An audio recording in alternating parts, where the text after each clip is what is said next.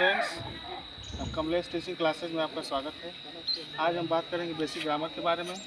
Basic grammar क्या चीज़ है, जो बहुत सारे टीचर आपको डीपली बताते नहीं हैं। तो आज हम आपके बारे आपसे बात करेंगे इस बेसिक ग्रामर के बारे में। देखिए, बेसिक ग्रामर जिसकी बेसिक ग्रामर मजबूत है वो ग्रामर बहुत अच्छा जानकार होता है। ठीक है, तो आज उसी के बारे में हम बात करेंगे। तो क्लास स्टार्ट करते हैं। Good evening. देखिए, बेसिक ग्रामर है क्या चीज़। सबसे पहले हम बात करेंगे कि ABCD कितना अक्षर होता है। 26 अक्षर होता है। कितना? 26, जिसमें 5 क्या होते हैं, वावल होते हैं। 5 क्या होते हैं, वावल होते हैं। वावल में होता है स्वर। क्या होता है? स्वर। और एक स्वर कितने होते हैं? 5 होते हैं। पहला A, E, I, O और E। ठीक है, ये 5 स्वर हो गए आपके। और जो 5 बचे, 26 में से 5 घटा देंगे तो कितना बचेगा? 21। जो 21 है आपको क्या है? कॉन्सोनेंट में होता है व्यंजन। ठीक है, अब हम बात करेंगे 3 ऐसे शब्द के बारे में जिसमें 5 स्वर आए रहेंगे। 5 स्वर, 3 है। एक शब्द में 5, एक शब्द में 5 और एक शब्द में 5। तो पहला शब्द आपका क्या कहलाएगा? पहला शब्द आपका है एजुकेशन। एजुकेशन मतलब होता है शिक्षा। क्या होता है? शिक्षा। इसमें देखिए 5 स्वर इसमें आए रहेंगे। 5 स्वर काउंट करना। देखिए, काउंट करते हैं। 1, 2, 3, 4, 5। 5 स्वर हुए इसमें। अब 5 स्वर के बाद अब दूसरे शब्द की हम बात करेंगे, जो सब्जी का नाम है। अब उस सब्जी का सीजन भी आने वाला है। ठीक है, वो सब्जी बहुत सारे लोगों की फेवरेट भी होती है, जिसका नाम है कॉलीफ्लावर। क्या नाम है? कॉलीफ्लावर। कॉलीफ्लावर मीन्स होता है फूल गोभी। अब इसमें देखिए 1, 2, 3, 4, 5। 5 स्वर इसमें भी मिले। और जो तीसरा शब्द है थोड़ा बड़ा है। ठीक है, तो उसको हम लिखते हैं यहाँ पे, जिसका नाम है TELE, टेली। टेलीकम्युनिकेशन। टेलीकम्युनिकेशन ही है। टेलीकम्युनिकेशन का मतलब होता है दूर संचार। दूर संचार। ठीक है, ये हो गए आपके 5 स्वर वाले 3 शब्द। ठीक है, अब हम बात करेंगे विदाउट वावेल, यानी कि बिना स्वर वाले शब्द। बिना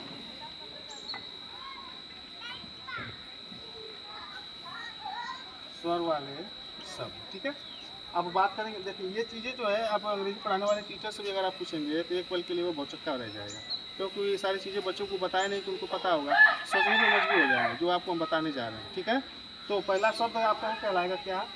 फ्लाई। क्या होता है? फ्लाई। फ्लाई मीन्स होता है उड़ना। ठीक है, और दूसरा चीज़ आपका क्या कहलाएगा? स्काई। स्काई मीन्स होता है आकाश। ठीक है, आकाश। देखिए, और तीसरा चीज़ होता है, देखिए जो हमने 2 शब्द लिखा, यहाँ पर किसी में भी वावेल नहीं है। देखिए FLY है, इसमें कोई भी वावेल नहीं है। ठीक है, अच्छा स्काई, इसमें भी कोई वावेल नहीं है, सिर्फ व्यंजन है। अब बात करेंगे, अब स्काई हो गया, आपका हो गया फ्लाई हो गया। इसके बाद आपका आएगा ड्राई। ड्राई मीन्स क्या होता है? ड्राई मीन्स होता है सूखा। क्या होता है? सूखा। और चौथा शब्द आपका क्या कहलाएगा? WHY, Y. वाई मीन्स होता है क्यों। क्यों शब्द जो है प्रश्नवाचक शब्द भी कहलाता है। ठीक है, अच्छा इसके बाद हम बात करेंगे फ्लाई हो गया, ड्राई, स्काई हो गया, ट्राई आ गया। क्या आ गया? ट्राई। ट्राई मतलब होता है प्रयास करना। क्या करना? प्रयास करना या कोशिश करना। इसके बाद आपका है बाई। बाई मीन्स होता है द्वारा। क्या होता है? द्वारा। बाई का प्रयोग हम आपको बता दें कि बाई जो है, जैसे हम किसी चीज़ से जा रहे हैं, जैसे जैसे साइकिल से जा रहे हैं, मोटर बाइक से जा रहे हैं, ट्रेन से जा रहे हैं, या बाई एयर यानी कि एरोप्लेन से जा रहे हैं, तो वहाँ पर हम बाई का प्रयोग करते हैं। जैसे हम हवाई जहाज़ से अपने घर जा रहे थे तो वहाँ पर बाई का प्रयोग लगता है। बाई एरोप्लेन, बाई साइकिल, या बाई बस, या बाई कार। ठीक है, अब हम बात करेंगे माई। क्या बोलते हैं? माई। MY, my. माई मीन्स होता है मेरा। ठीक है, तो कितना हो गया? एक और शब्द होता है आपका SHY, साई। साई मतलब होता है शर्मीला। क्या होता है? शर्मीला। ठीक है, तो काउंट करते हैं कितना हो गया? 1, 2, 3, 4, 5, 6, 7, 8। ठीक है, इसके अभी एक और है क्राई। क्राई है। क्राई। क्राई मीन्स होता है रोना या चिल्लाना। ठीक है, ये हो गए आपके बिना स्वर वाले शब्द। ये जो चीज़ें हम बता रहे हैं, अगर आप इसे याद कर लिए तो बहुत सारे लोगों से आप अगर क्वेश्चन करेंगे कि मुझे बिना स्वर वाले शब्द बताओ, तो उनके बस के बाहर हो जाता है ये बात। ठीक है, तो ये हो गए 5 स्वर वाले शब्द और बिना स्वर वाले शब्द हो गए। ठीक है, अब हम बात करेंगे आगे कुछ और बेसिक। मैं इसको इरेज करता हूँ।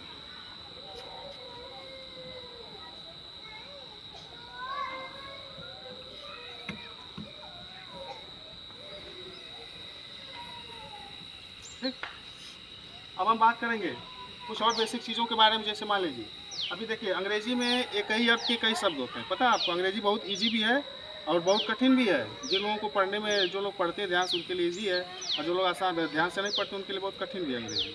अब हम कुछ ऐसे और बेसिक चीज़ों की बात करेंगे। जैसे मान लीजिए हाउस माने भी घर होता है।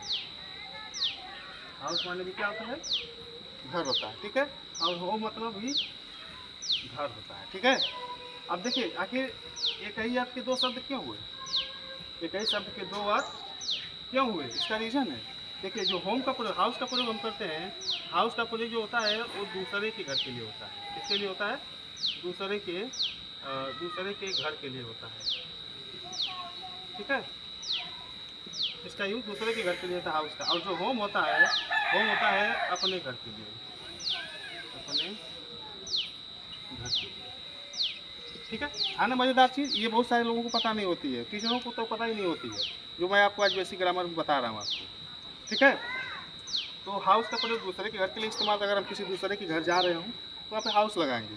अगर हम अपने खुद के घर पे हैं तो वहाँ पे होम लगाएंगे। लेकिन एक चीज़ हम आपको बता दें कि हमेशा गो के साथ टू का प्रयोग होता है। जैसे मैं अपने घर जाता हूँ तो आई गो टू माई हाउस, चाहे होम। ठीक है, लेकिन जब हाउस के गो के साथ टू लगता है, लेकिन जैसे हम हाउस का प्रयोग करेंगे तभी गो के साथ टू लगेगा। लेकिन अगर हम होम का प्रयोग कर रहे हैं अपने घर के लिए तो गो के साथ हम टू नहीं लगाएंगे, गो होम हो जाएगा। क्लियर हो गया? चलिए अब हम बात करेंगे जैसे हाउस और होम में अंतर है, बता दिया आपको हमने। उसी तरह सेम डिफरेंस हम आपको बताएंगे। बॉय, बॉय मतलब होता है लड़का। क्या होता है? लड़का। और सन होता है, सन का मतलब होता है बेटा या पुत्र होता है। ठीक है, अब इन दोनों में देखो इनका यूज कहाँ कहाँ होता है मैं आपको बताता हूँ। देखो बॉय का प्रयोग होता है दूसरे के लड़के के लिए। किसके लड़के के लिए? दूसरे के लड़के के लिए। ठीक है, दूसरे के लिए प्रयोग होता है बॉय का, दूसरे के लड़के के लिए। और सन माने बेटा ही होता है अपने खुद के बेटे के लिए, अपने अपने बेटे के लिए इसका प्रयोग हम करते हैं। समझ में आ गई बात? देखिए बॉय और सन। ठीक है, बॉय दूसरे के बड़े लड़के के लिए इस्तेमाल करते हैं और सन अपने बेटे के लिए जो अपना खुद का बेटा होता है। ठीक है, सेम डिफरेंस। गर्ल माने क्या होता है? लड़की। गर्ल मतलब लड़की। एंड डॉटर, डॉटर का मतलब होता है पुत्री या बेटी। ठीक है, अब सेम डिफरेंस जैसे इसमें इसका प्रयोग होता है सेम उसमें भी होता है। जो गर्ल होता है होती है वो दूसरे के लड़की के लिए हम इस्तेमाल करते हैं। ठीक है, और जो डॉटर होती है वो अपनी बेटी के लिए हम इस्तेमाल करते हैं।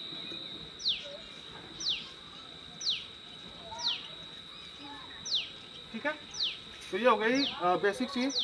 ठीक है, और भी बेसिक चीज़ें मैं आपको बताऊंगा, थोड़ा सा मैं एक्सपीरियंस करता हूँ। अब हम बात करेंगे जैसे अभी आपको जो 5 वावेल हम बताए थे, ए ई आई ओ ई। ठीक, इनके साथ साथ हम एच को भी ले लेते हैं साथ में। एच को भी कैसे, मैं आपको क्लियर कर देता हूँ इस चीज़ को। जैसे एच, एच के असल मैं इसके पहले एक और बात आपको क्लियर कर देता हूँ कि जैसे कि मान लीजिए शब्दों में अक्षरों को साइलेंट क्यों किया जाता है। शब्दों में अक्षरों को साइलेंट क्यों किया जाता है मोस्टली लोगों को ये पता नहीं होता है। ठीक है, मैं आपको बताता हूँ। देखिए इसका जो आंसर है वो है कि शब्दों में अक्षरों को साइलेंट इसलिए किया जाता है ताकि हम शब्दों को सही ढंग से उसका प्रोनाउंसिंग कर सके, यानी कि उच्चारण कर सके। जैसे मान लीजिए साइकोलॉजी की स्पेलिंग PHY से शुरू होती है। किससे शुरू होती है? PHY से शुरू होती है। अगर हम PHY को साइलेंट नहीं करेंगे तो साइकोलॉजी को हम क्या पढ़ेंगे? साइकोलॉजी हो जाएगा, जो पढ़ने में अच्छा नहीं लग रहा है। ठीक है, उसी तरह केमिस्ट्री की स्पेलिंग CH से शुरू होती है।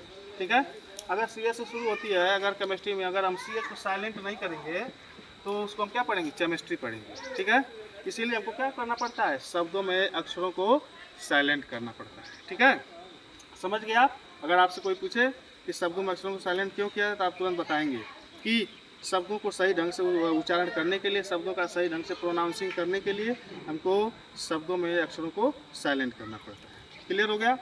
चलिए अब हम बात इसका जो प्रोनाउंसिंग होता है, जो उच्चारण होता है, हमेशा वावेल से होता है। किससे होता है?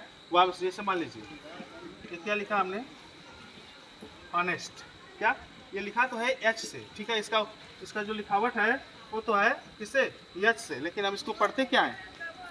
ऑनेस्ट। क्या पढ़ते हैं? ऑनेस्ट, ऑनेस्ट पढ़ते हैं, ठीक है। ऑनेस्ट, इसका उच्चारण किससे हो गया? वावेल से हो गया, ठीक है। अगर जैसे मान लो एक एग्जांपल के द्वारा मैं आपको समझाता हूँ। जैसे वह एक ईमानदार लड़का है, वह ईमानदार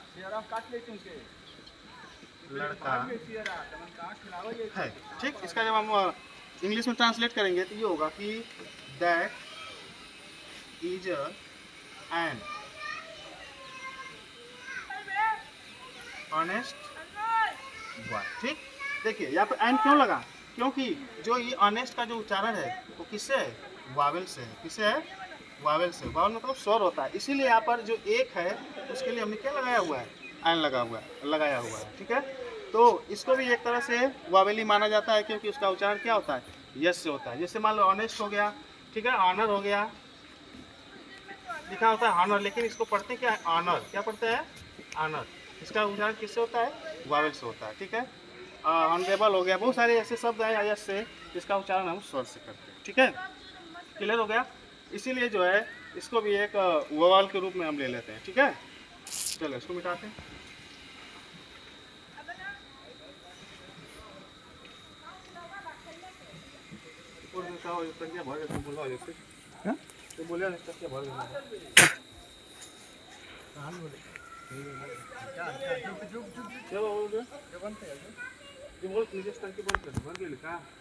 खोल लेना ना हो तो